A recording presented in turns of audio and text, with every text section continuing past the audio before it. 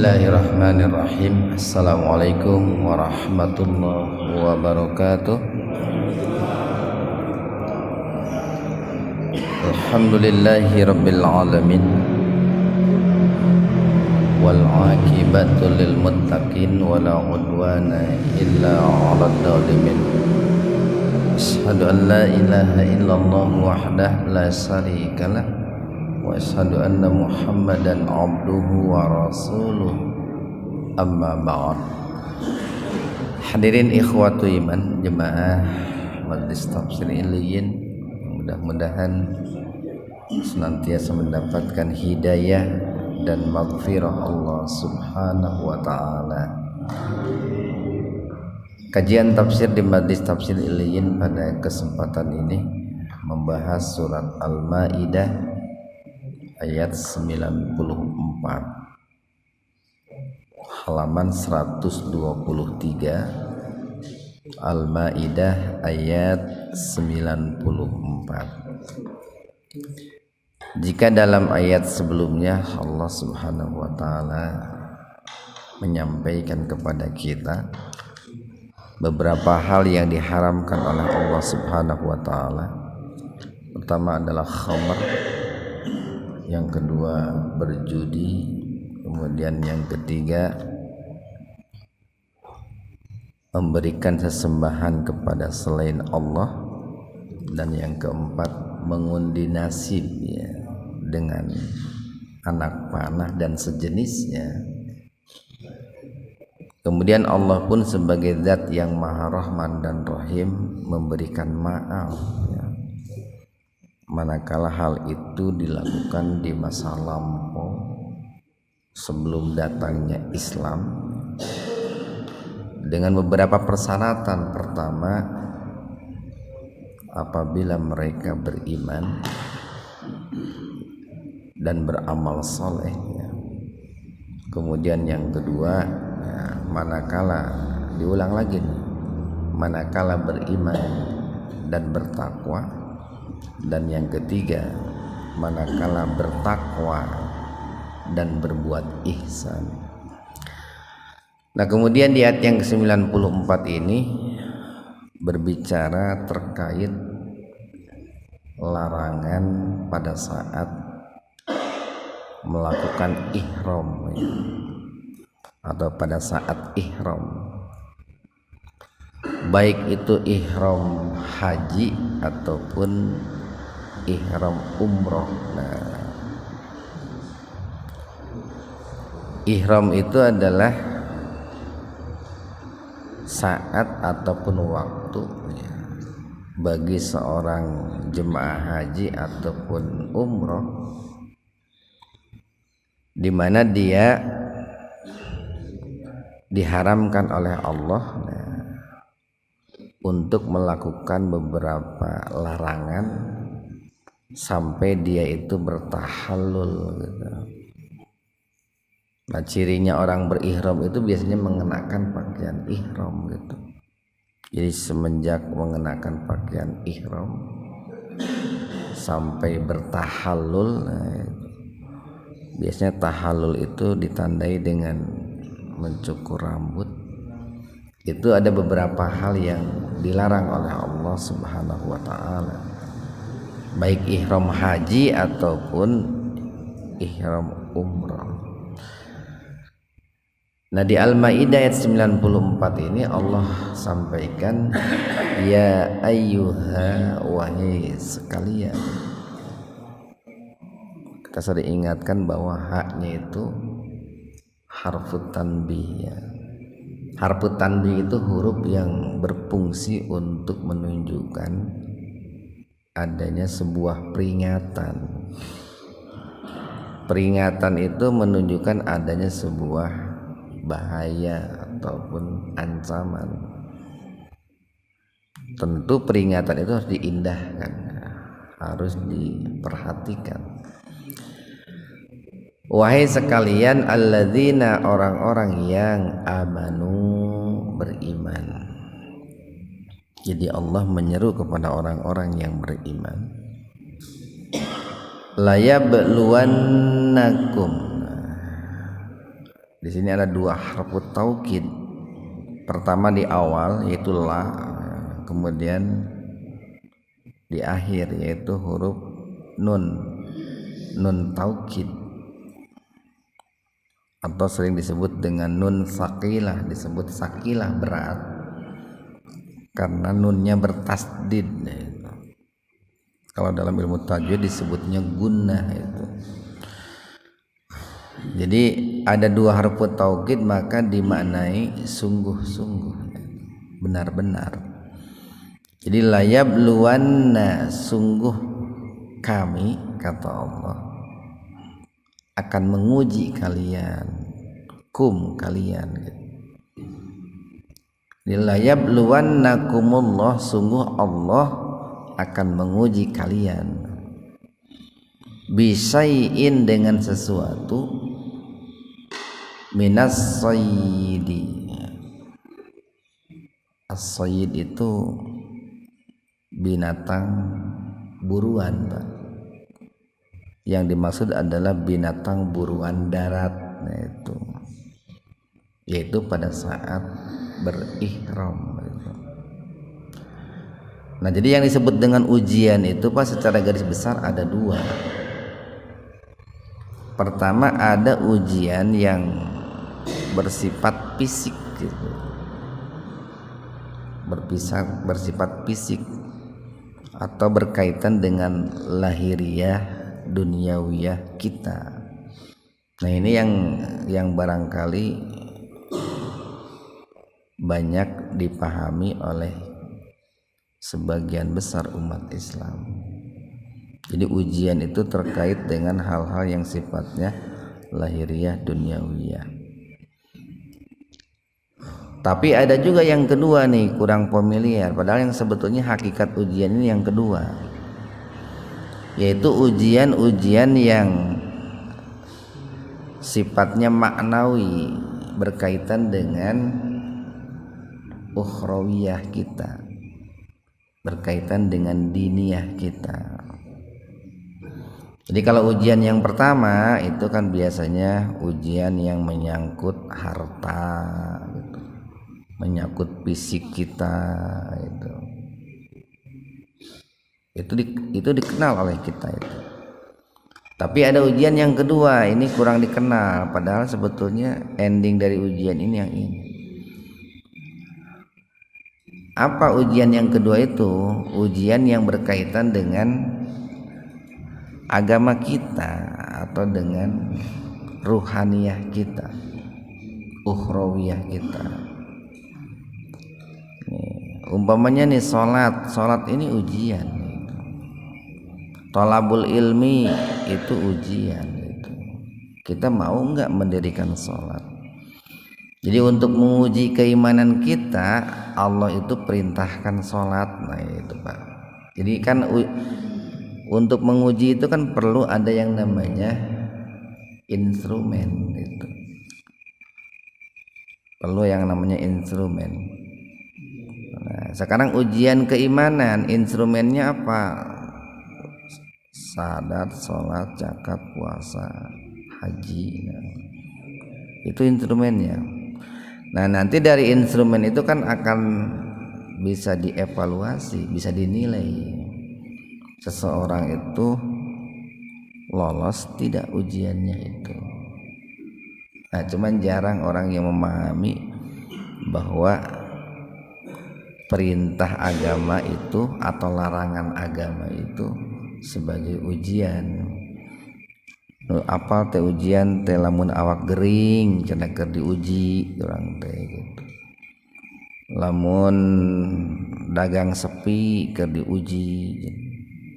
Lamun karir anjlok keur diuji.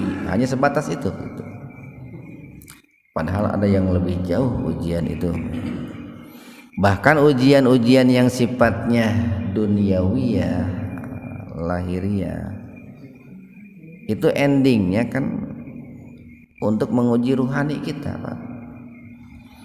Allah nih menguji harta kita, atau Allah menguji nih harta kita. Endingnya kan Allah ingin mengetahui sejauh mana kesabarannya itu kan, sejauh mana kesyukurannya kan gitu. Nah kalau bicara sabar dan syukur itu kan ruhani, bukan jasmani. Jadi Allah menguji melalui hal-hal yang sifatnya jasmani untuk menilai ruhani. Nah gitu Pak, Allah menguji hal-hal yang sifatnya jasmani ya untuk melihat ruhania. Badan kita sehat nih, ingin melihat sejauh mana syukur kita. Nah syukur itu rohani. Badan kita sakit, ingin melihat sejauh mana sabar kita. Sabar itu rohani gitu. Kita lihat kan nih, jadi Allah di ayat ini menguji orang-orang yang beriman melalui instrumen yang namanya binatang buruan. Bagi siapa? Bagi orang yang sedang berihram, baik ihram haji ataupun ihram umroh. Nah ini dulu ayat ini asbabun nuzulnya atau sebab-sebab turunnya ayat ini itu berkaitan dengan ihram Hudaybiyah gitu. Jadi pada saat itu, nah, ini di zaman Rasulullah dan para sahabat. Pada saat Rasulullah dan para sahabat itu mau melakukan ihram, disebut ihram Hudaybiyah itu, karena pada saat itu kan berkaitan dengan perjanjian Hudaybiyah itu. Itu di perjalanan menuju Mekah itu banyak sekali Pak ini buruan ya, hewan buruan itu, baik hewan buruan yang ukurannya kecil ataupun hewan buruan yang ukurannya besar. Banyak itu, sampai dikabarkan bahwa di kendaraan yang ditumpangi mereka itu banyak burung-burung gitu yang hinggap di kendaraan itu, di unta gitu. Di sekitar mereka pun banyak juga hewan buruan yang besar-besar itu Pak. Nah ini ujian ini mirip dengan ujiannya atau mirip dengan ujian yang Allah timpakan kepada orang-orang Bani Israel di zaman Nabi Musa alaihi salam, di mana pada saat hari Sabtu. Nah bedanya nih, kalau di zaman Nabi Musa itu pada hari Sabtu, kalau di sini ujiannya pada saat ihram. Kalau di zaman Nabi Musa Allah melarang mereka menangkap buruan laut. Nah ini, kalau ini umat Nabi Muhammad dilarang menangkap buruan darat. Nah itu Pak, sebetulnya hakikatnya sama-sama ujian. Dan di zaman Nabi Musa pun banyak gitu Pak, mendadak banyak gitu ikan-ikan di hari Sabtu itu. Jadi kalau di hari-hari biasa sedikit, itu mendadak banyak gitu. Nah ini pun di zaman Rasulullah, buruan darat baik yang kecil ataupun yang besar itu mendadak banyak gitu. Kan jadi pikabitaeun itu Pak, pikabitaeun. So kalau mun ayeuna orang ihram geuning, baik ihram haji atau umroh, eta japati itu mending nyalamperkeun gitu Pak. Mending loba japati itu teh. Sakapeung masuk hayang ditewak gitu, dibawa ke lemur tanya. Komo lamun anu orang-orang punya kepercayaan mistik gitu Pak. Wah sigana mah nu ngaranna japati ti Mekah wani yang dibeli harga mahal Pak. Ieu mah japati jimat cenah ti Mekah cenah gitu. Pasti kan orang yang punya kepercayaan mistik begitu. Nah, jadi Allah Subhanahu wa taala itu menguji orang-orang yang beriman melalui binatang buruan darat pada saat mereka berihram. Artinya Allah menguji mereka itu bahwa mereka dilarang untuk menangkapnya gitu. Ya apalagi sampai memakannya, Pak. Tanaluhu, nah yang mereka dapatkan aidikum, nah, dengan kedua tangan mereka. Nah ini kalimat ini menunjukkan bahwa binatang buruan yang dimaksud itu satu jinak, Pak. Sehingga karena jinak bisa ditangkap dengan tangan, tidak menggunakan alat. Yang kedua kecil gitu, Pak. Kecil. Sehingga bisa ditangkap dengan tangan. Yang ketiga barangkali sangat dekat, Pak. Nah, gitu. Wa dan rimah hukum. Rimah itu tombak. Dan yang bisa ditangkap atau didapatkan dengan tombak kalian. Kalau menggunakan tombak,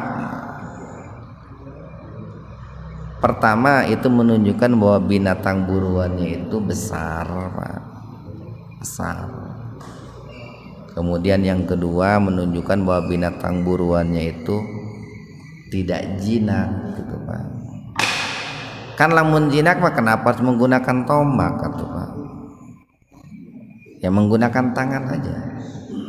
Nah di sini menggunakan tombak itu menunjukkan bahwa binatangnya itu besar atau tidak jinak atau cukup jauh jaraknya dari yang sedang ihram itu. Nah ujiannya apa? Ya dilarang, Pak. Jadi ujian Allah apa? Perintah Allah dan larangan Allah itu ujian keimanan itu. Kan sepintas nih, pas sepintas ini seperti remeh gitu, Pak ya, seperti sesuatu yang kecil gitu. Ujiannya itu, instrumennya itu dilarang orang yang sedang ihram, Pak. Orang sedang ihram itu namanya muhrim, Pak. Diurang seperti baliknya, sanes muhrim. Lain sanes muhrim, sanes mahram gitu. Lamun geuning aya pantal kulit jeung awewe sanes muhrim. Dibalik sanes mahram gitu. Ai muhrim itu orang yang sedang ihram. Nah, jadi ujian bagi orang yang muhrim yang sedang ihram berupa larangan menangkap buruan darat, baik yang jinak ataupun yang tidak jinak, baik yang kecil ataupun yang besar, baik dengan tangan ataupun dengan tombak. Untuk apa Allah menguji seperti itu? Untuk ya'lama, mengetahui Allah. Jadi agar supaya Allah mengetahui man siapa yakhafuhu. Maksudnya yakhafuhu itu yakhafullah, yang takut kepada Allah bil ghaib. Ghaib itu kan tidak kelihatan. Sedangkan dia tidak bisa melihat Allah. Nah jadi Islam itu membangun, Pak, membangun yang namanya kejujuran, yang namanya ketulusan, ketaatan. Itu melalui hal-hal yang sifatnya abstrak gitu. Diharapkan kalau dengan sesuatu yang sangat abstrak itu bisa jujur, apalagi dengan sesuatu yang konkret gitu, Pak. Kita kan tidak bisa melihat Allah gitu, tapi kita diperintahkan untuk jujur. Kemarin kan tuh dalam kajian hadis qudsi itu kita bahas betapa tersanjungnya Allah ketika di bumi itu ada orang yang berzikir kepada Allah sementara mereka tidak bisa melihat Allah. Betapa tersanjungnya Allah ketika di bumi ada yang meminta surga sementara mereka belum pernah melihat surga. Betapa tersanjungnya Allah kalau di bumi ada yang minta dilindungi oleh Allah dari neraka sementara mereka belum pernah melihat neraka. Nah, di sini pun bukan Allah tidak tahu, Pak. Allah itu Maha tahu. Cuman ini kan sebagai bukti nanti di yaumul akhir, Pak. Sebagai bukti bagi orang yang taat kepada Allah dan sebagai bukti bagi orang yang tidak taat kepada Allah. Manakala mereka itu melanggar nih. Buktinya kamu melanggar itu ini nih. Jadi Allah ingin mengetahui siapa di antara hambanya yang sedang ihram itu yang takut kepada Allah dan siapa yang tidak takut kepada Allah.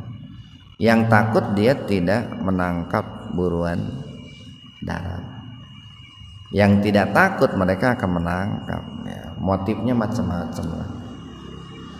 Ada yang karena senang, ada yang untuk dipelihara, ada yang untuk dimakan dan lain sebagainya. Faman maka barang siapa i'tada yang melampaui batas, yang melanggar, ba'da dzalika setelah itu. Nah, ini memberikan sebuah isyarat begini, Pak, bahwa memang sejak dahulu orang-orang Arab itu mereka punya hobi, bahkan menjadi sebuah profesi, itu berburu, Pak. Jadi menangkap hewan, memburu hewan. Nah, jika hal itu mereka lakukan di zaman dulu sebelum diutus Nabi Muhammad, kan ihram itu sudah ada sebelum Nabi Muhammad diutus juga. Haji itu kan sudah ada dari dulu juga. Kan syariat Nabi Ibrahim yang kemudian diteruskan dan disempurnakan oleh Nabi Muhammad. Berarti ihram itu sudah ada. Nah, dahulu ketika berihram itu belum ada larangan yang namanya menangkap buruan, menangkap soyid gitu. Maka kalau hal itu dilakukannya dahulu sebelum diutus Nabi Muhammad, itu dimaafkan. Tapi kalau melanggarnya setelah diutus Nabi Muhammad, dalam arti setelah turunnya ayat ini, maka orang yang menangkap buruan darat itu dia dianggap melanggar itu. Nah, ini kan sebuah pembelajaran bagi kita, Pak. Jadi kalau kita itu mau menetapkan sebuah sanksi hukum, itu harus dibuat dulu aturannya, disosialisasikan dulu aturannya dengan berbagai macam cara, dari mulai media cetak, media elektronik, melalui tatap muka. Baru kalau melanggar dikenakan sanksi. Nah, gitu. Sok aya gedingnya nanti sanksi lalu lintas. Tapi orang kamari maasan teu kitu, ayeuna jol aya kitu. Nah, itu kalau melanggar sebetulnya tidak boleh itu dikenakan sanksi kalau belum tersosialisasi dengan baik gitu. Nah, jadi yang namanya aturan itu nih baru akan dikenakan sanksi hukum oleh Allah kalau sudah ada ketetapannya gitu. Dan kalau sudah disosialisasikan, ini kan disosialisasikannya melalui lisan Rasulullah sallallahu alaihi wasallam. Jadi kalimat pamani tada ba'da dzalika, nah itu. Barang siapa yang melanggar setelah ayat ini turun, nah, dia kena sanksi. Tapi kalau melanggarnya sebelum ayat ini turun, ya tidak kena sanksi, Pak. Khomer, minum khomer sebelum ayat larangan tentang khomer itu turun, tidak berdosa, Pak. Tidak berdosa. Menjadi berdosa itu kalau ayat larangan minum khomer sudah turun. Jadi barang siapa yang melanggar setelah ayat ini turun, falahu, maka baginya itu adzabun alim, siksa yang sangat pedih. Tapi nanti kan Allah yang Maha Rahman Rahim, yang Maha Dermawan, itu memberikan kebijakan gitu. Jadi di samping aturan, Allah pun berikan kebijakan sebagai sebuah bentuk Maha Pengasih dan penyayangnya Allah. Ada solusi alternatif gitu, Pak. Ini ayat berikutnya nih, ya ayyuhalladzina amanu, wahai sekalian orang-orang yang beriman, la taqtulu, kalian jangan membunuh as-sayda, binatang buruan darat, wa antum hurum, nah, sedangkan kalian dalam keadaan ihram. Jadi ihram itu disebut ihram karena pada saat itu ada beberapa hal yang diharamkan. Karena pada saat ihram itu harus menghormati rambu-rambu, aturan-aturan Allah atau yang ditetapkan Allah dan Rasulnya. Waman, barang siapa qatalahu, nah, yang membunuh, maksudnya qatalas sayyid, yang membunuh buruan darat, minkum, di antara kalian, muta'ammidan, dengan sengaja, dengan sengaja. Walaupun di sini ulama ada yang berpendapat sekalipun tidak sengaja gitu, Pak. Tapi saya lebih cenderung dengan sengaja gitu. Kenapa? Karena sesuatu yang tidak disengaja, terlebih-lebih tidak direncanakan, itu kan oleh Allah itu rufi al-qalam, diangkat pena, artinya tidak dicatat dosa. Jangankan membunuh binatang buruan, membunuh manusia pun kalau tidak sengaja, tidak direncanakan dan tidak dengan alat yang mematikan, itu kan diampuni. Jadi kalau melihat lahiriah ayatnya nih, sekalipun ada beberapa ulama yang mengatakan kalaupun tidak sengaja, tapi mayoritas ulama mengatakan kalau sengaja gitu. Jadi barang siapa yang membunuhnya itu dengan sengaja, fajazaun, maka balasannya. Jadi kan kalau orang membunuh binatang buruan, maka dia itu telah menyimpang, Pak. Menyimpang. Kalau dia menyimpang berarti harus dibalas gitu, Pak. Biar apa? Ya biar netral kan gitu, Pak. Bisa nyimpangna ke kanan, nyimpangna ke kiri. Itu kan kalau setir kan begitu, Pak, setir mobil. Nyimpang ke kanan, nyimpang ke kiri, maka dibalas, dibelen gitu. Nah itu jaza itu, Pak. Jadi pajazauhu, nah maka balasannya mislu, seperti makotala, yang dia bunuh, minan na'am, dari hewan buruan tadi atau buruan darat tadi. Yahkumu bihi, nah yang mana hukum itu ditetapkan dawai adlin, oleh dua orang yang adil minkum di antara kalian. Apa hukumnya itu? Nanti ada beberapa nih pilihan itu Pak. Jadi nih kalau tadi kan dikatakan nih bahwa orang yang membunuh as-sayyid ya, buruan darat pada saat berihram setelah ditetapkannya aturan larangan membunuh, Allah katakan itu adalah dosa yang sangat besar, dosa besar. Bagi dia itu kalau tidak bertaubat siksa yang pedih. Nah, karena Allah itu Maha Pengasih, Maha Penyayang, Maha Pemaaf,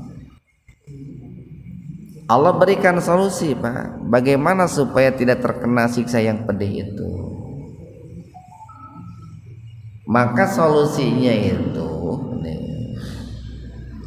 Allah itu satu memerintahkan atau menetapkan kepada orang yang membunuh binatang ternak, bukan binatang ya, hewan ternak gitu. Namun binatang kan kesannya di hutan gitu, buas gitu Pak. Hewan. Jadi barang siapa yang membunuh hewan ternak ya, atau hewan darat, baik yang buas ataupun yang tidak, baik yang kecil ataupun yang besar, maka sanksi hukum yang pertama yang Allah tawarkan itu adalah hadyan, yaitu menyembelih hewan yang semisal Pak tadi kan tuh mislu ma qatala minan na'am itu. Nah, bagaimana yang semisal itu nanti ditetapkan Pak oleh siapa? Oleh dawa adli minkum, oleh dua orang yang adil di antara kalian. Nah, kan di sana nanti ada penegak hukumnya Pak. Di Masjidil Haram lah, atau di Mekah itu kan ada penegak hukumnya. Sehingga bisa saja nih yang dimaksud dengan semisal itu bisa berkembang, bisa berubah. Ya tergantung nanti aturan atau kebijakan pemerintah setempat. Cuman nih kalau kita baca pendapat-pendapat para ulama begini, yang disebut dengan semisal itu sebagai sebuah perumpamaan aja. Kalau ada orang itu yang membunuh umpamanya kijang gitu Pak, membunuh hewan namanya kijang, maka dia itu diberikan dam, dikenakan denda atau kifarat lah, itu dengan menyembelih seekor kambing gitu Pak, dengan asumsi bahwa kijang dengan kambing itu semisal itu. Kalau orang itu membunuh rusa gitu kan, rusa atau burung unta gitu, rusa itu Pak, itu dikenakan dam menyembelih seekor sapi gitu kan, seekor sapi. Kalau dia itu membunuh unta atau burung unta gitu Pak, karena diasumsikan burung unta lebih mahal ketimbang kijang dan rusa, maka dia itu harus mengorbankan satu ekor unta. Nah itu Pak, yang semisalnya seperti itu, dan itu bisa berkembang, bisa berubah Pak. Mengenai sanksinya itu tergantung ya aturan ataupun kebijakan yang ditetapkan oleh para penegak hukum setempat pada waktu, ya kan bisa berbeda-beda nanti, bisa berkembang lah Pak. Kenapa bisa berkembang? Kan tidak disebutkan secara letterlek seperti apa semisalnya itu. Yang namanya juga semisal Pak, anu mirip-mirip lah semisal deh Pak. Jadi diasumsikan bahwa kijang itu semisal kambing atau domba gitu.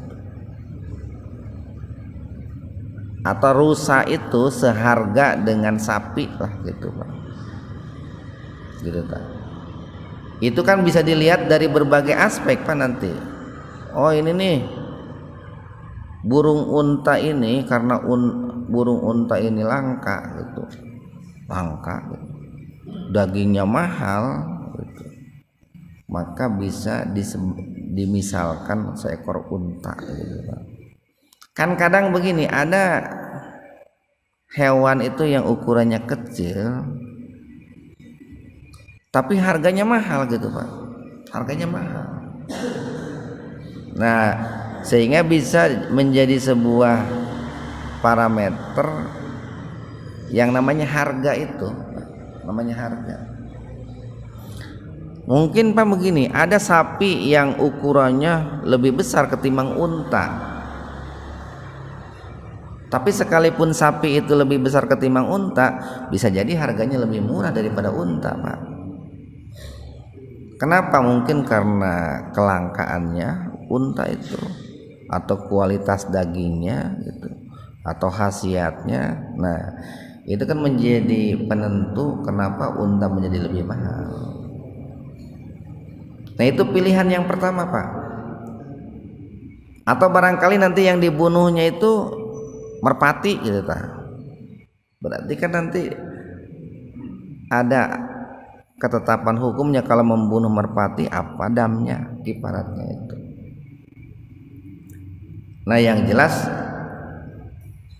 bisa berbeda-beda ya. Sanksi hukumnya bisa berubah, bisa berkembang.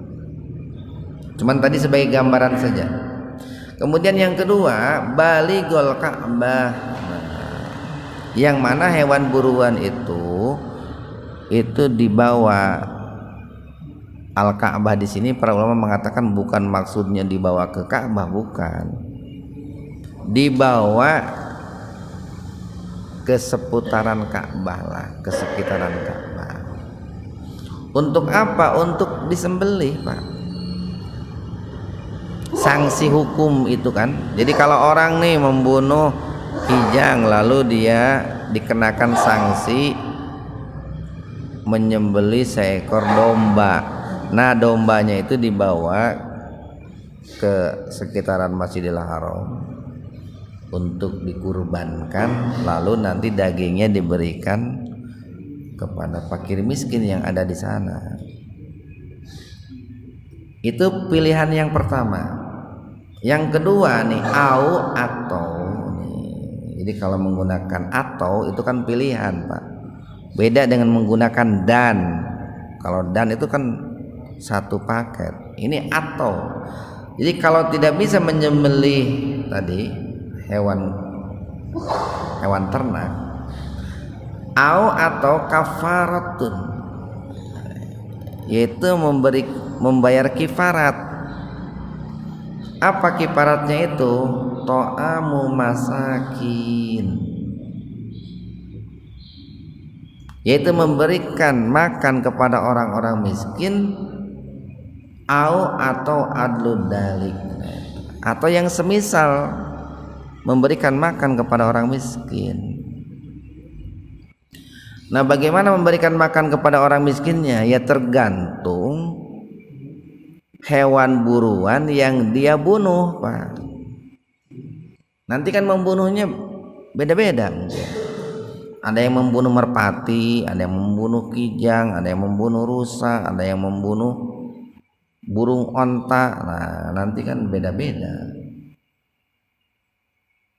Nah ulama mengatakan begini, kalau yang dibunuhnya itu semisal kijang, maka memberikan makan orang miskinnya itu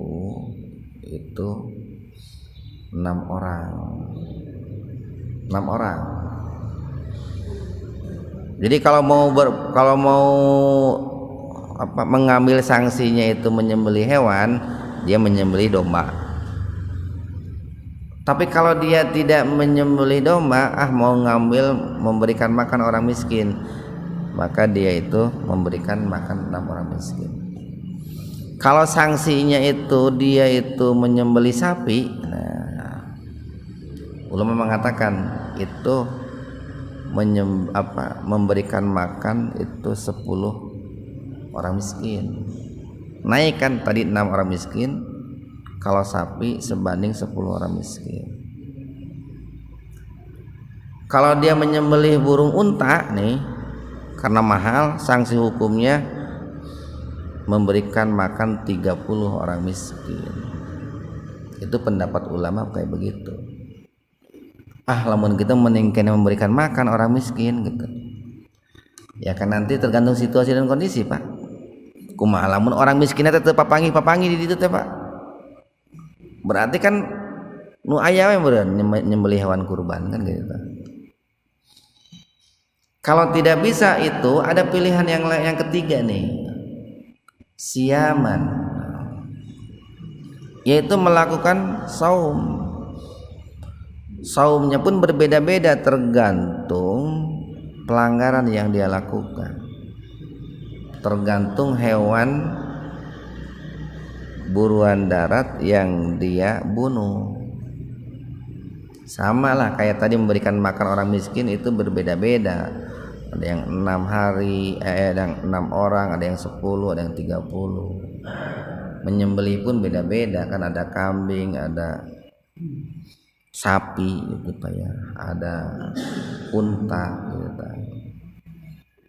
Nah kalau siam tadi, kalau siam itu ada yang mulai 3 hari, Pak. Ada yang 10 hari, ada yang 30 hari ya gitu. Cuman biasanya kan sudah ada yang menangani. Jadi nanti ditanya, ini melanggarnya apa? Oh, membunuh burung unta. Kalau membunuh burung unta nih, maka harus menyembelih hewan kurban yang namanya unta. Nah, biasanya orang yang sedang ihram baik haji atau umroh tidak perlu neangan unta. Geus aya nu nangani, tinggal bayar duitna we pala. Tinggal bayar duitnya seharga unta nah gitu. Cuman kabayangnya lamun duit urang rupiah dipakai meuli unta real gitu. Jebol sih kan apa eta. Cacakan pakai meuli bakwan wae sok jebol eta teh. Di urang mah bakwan teh 2000 tilu 5000 tilu. Di itu sareal cenah bakwan teh. Asa saeutik sareal tapi pas dikonversi gede gitu. Nah, untuk apa Allah perintahkan tadi dari mulai menyembelih hewan kurban, memberikan makan orang miskin, berpuasa, liyadzuqa wabala amrihi, supaya dia merasakan, Pak, merasakan akibat dari pelanggaran yang dia lakukan, dan supaya urusannya itu selesai gitu, selesai. Nah, di sini memberikan sebuah isyarat, Pak, jika sedang ihram, baik ihram haji ataupun umroh, membunuh hewan buruan saja dilarang. Terlebih-lebih yang namanya membunuh manusia, nah itu, Pak. Wah, itu malah lebih diharamkan lagi. Kecuali nih, kalau menurut berdasarkan hadis riwayat Bukhari Muslim, hadis ini melalui jalur periwayatan Siti Aisyah, ibunda Siti Aisyah.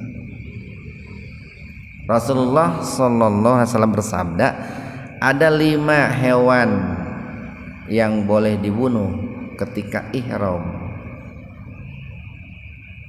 Ada 5 hewan, binatang, Pak, bukan hewan.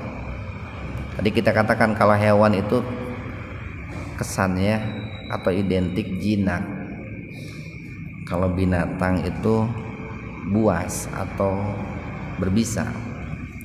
Jadi ada 5 binatang yang boleh dibunuh ketika ihram dan di luar ihram. 1 gagak gitu, burung gagak gitu. Itu kalau dalam hadis itu begitu. yang kedua burung elang gitu, itu kan bertaring bercakar gitu. Yang ketiga kalajengking gitu Pak, bisi keur ihram gitu nya aya kalajengking, itu mah nggak apa-apa kalau dibunuh Pak. Atau kalau mau dijauhkeun lah tong teuing dibunuh gitu nah. Jauhkeun teu naon gitu. Tapi kalau mau dibunuh itu tidak berdosa dan tidak dikenakan sanksi hukum Pak. Yang keempat anjing gila gitu, bisi keur ihram teh aya anjing gila gitu, morosotkeun baju ihram gitu. Anu kaopat ini tikus dan sejenisnya Pak. Nah itu berdasarkan hadis sabda Rasulullah riwayat Al Imam Bukhari Muslim. Di luar yang 5 tadi itu tidak diperbolehkan. Kita lanjutkan nih. Afallahu, Allah memaafkan amma salaf, dari apa yang sudah berlalu. Ini kalimat ini itu mirip dengan kalau di ayat sebelumnya itu, pamani tada ba'da dzalika. Nah itu tuh, barang siapa yang melampaui batas setelah aturan dilakukan, ditetapkan. Kalau di sini kalau orang itu melanggar di masa lalu, Allah maafkan gitu Pak. Jadi nggak apa-apa kalau di masa lalu sebelum turunnya ayat ini. Waman ada, tapi barang siapa yang mengulangi gitu, id itu kan. Jadi barang siapa yang mengulangi fayantakimullahu, maka Allah akan menyiksa minhu daripadanya. Para ulama mengatakan begini nih, ada yang menafsirkan bahwa yang dimaksud dengan Allah akan menyiksa bagi yang mengulangi itu, satu, ada yang menafsirkan kalau ada orang Pak yang sudah aturan ini ditetapkan kemudian dia melanggar lalu tidak membayar dam kifarat, maka Allah akan menyiksa. Itu penafsiran pertama. Yang kedua, penafsiran kedua, kalau ada yang melanggar setelah aturan ini ditetapkan lalu dia itu membayar dam gitu Pak, membayar denda. Setelah membayar denda dia mengulangi lagi.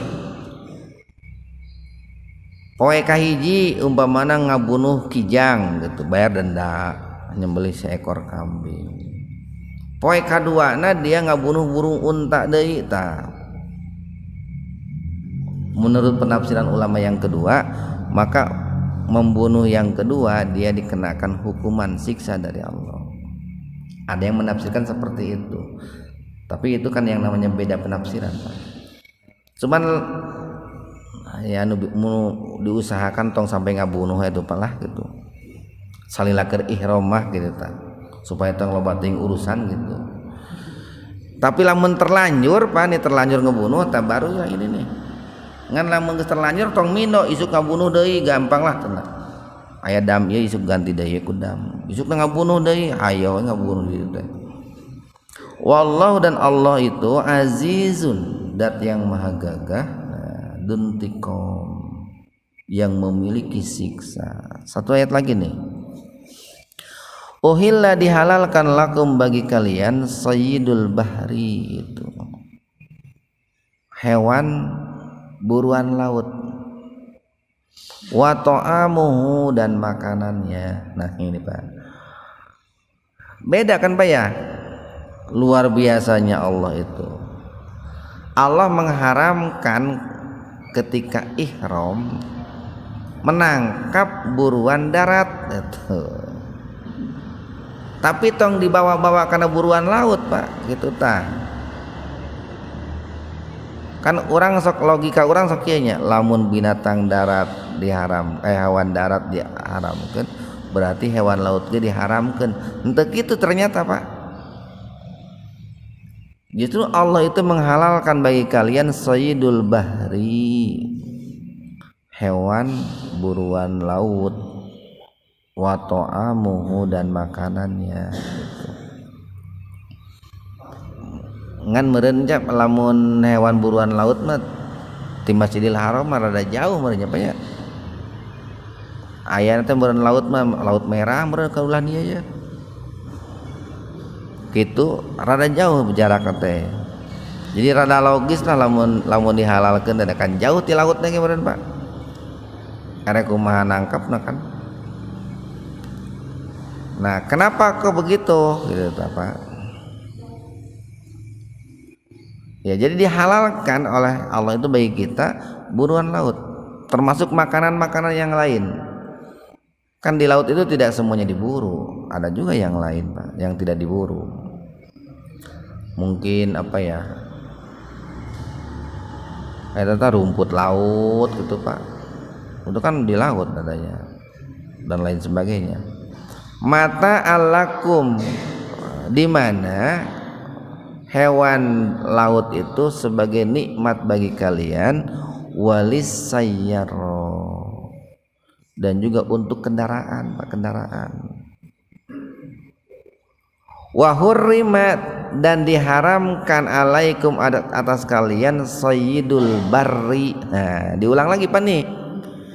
Tapi sekalipun yang namanya hewan buruan laut dihalalkan, kekeh Pak, tetap yang namanya sayyidul barri itu haram. Jadi ada sayyidul bahri pakai ha Pak, bahri, sayyidul bahri halal itu sekalipun sedang ihram. Tapi sayyidul barri untuk pakai ha haram itu. Jadi al-bahru laut, al-barru al-bahri laut, al-barri darat. Madum tum hurum, selama kalian sedang ihram. Ya kan ini aturan Pak. Justru nih Pak nih, di sini orang diuji juga.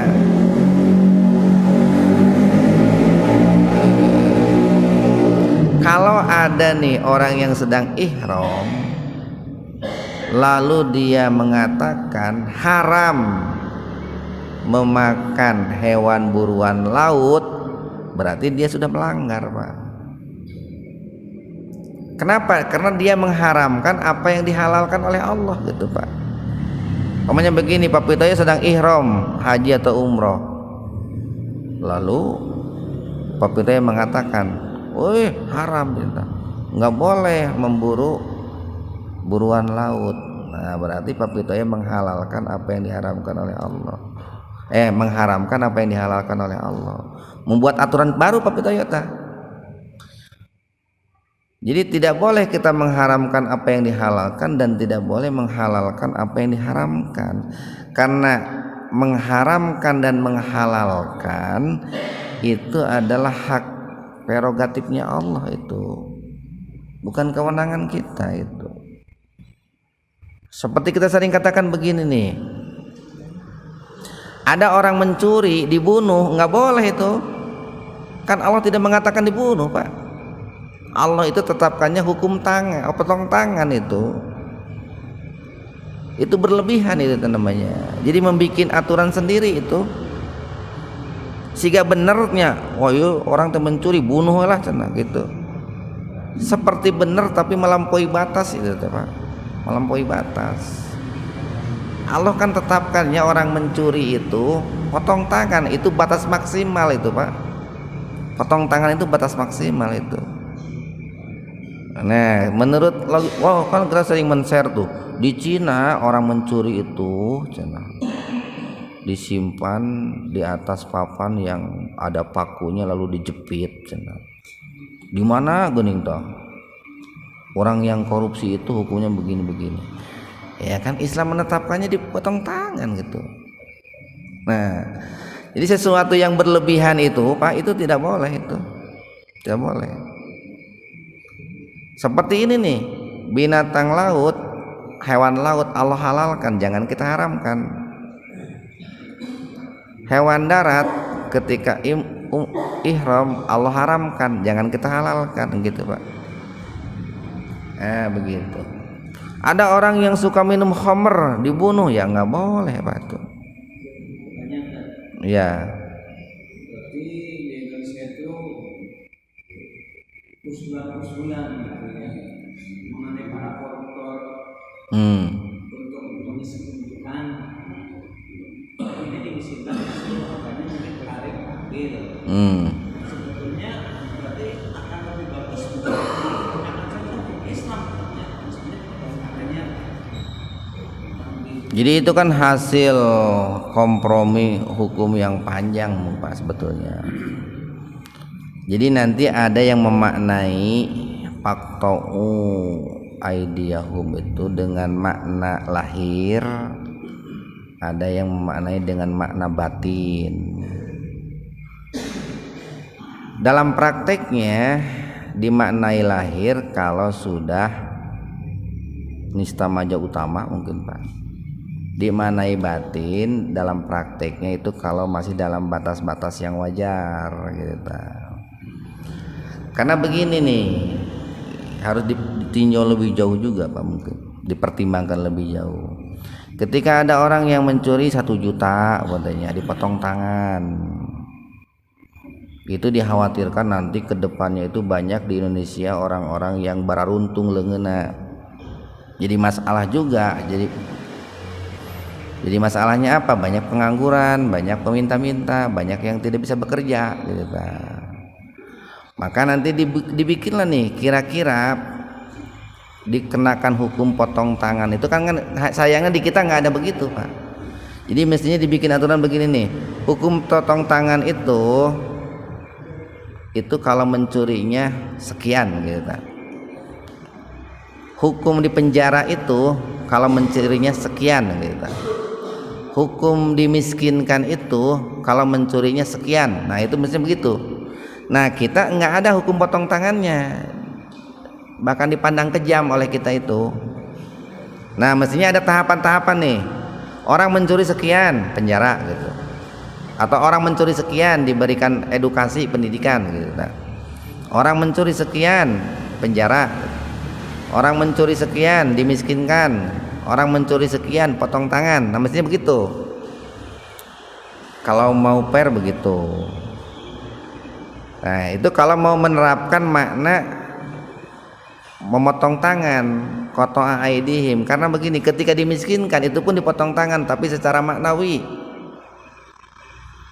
Kenapa disebut potong tangan dimiskinkan atau dipenjara? Kan dia sudah tidak bisa bekerja lagi. Pokoknya asetnya ditarik gitu Pak, tidak diberikan ruang untuk melamar pekerjaan, itu kan berarti tangannya itu sudah tidak berfungsi itu, atau di penjara dia sudah tidak bisa bekerja menghasilkan uang.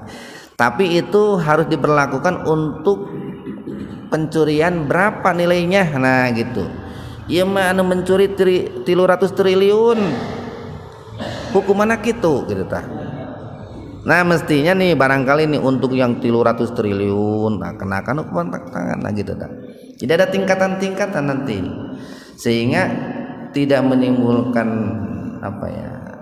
menimbulkan maslahat Pak. Jadi mendatangkan maslahat itu. Ya terima kasih. Wattaqullaha, dan bertakwalah kepada Allah. Alladzi, yang mana Allah itu, yang mana ilaihi kepadanya tuhsarun, kalian akan dikumpulkan. Ya mudah-mudahan ada manfaatnya untuk kita semua. Subhanakallahumma wa bihamdika asyhadu an la ilaha illa anta astaghfiruka wa atubu ilaik. Assalamualaikum warahmatullahi wabarakatuh.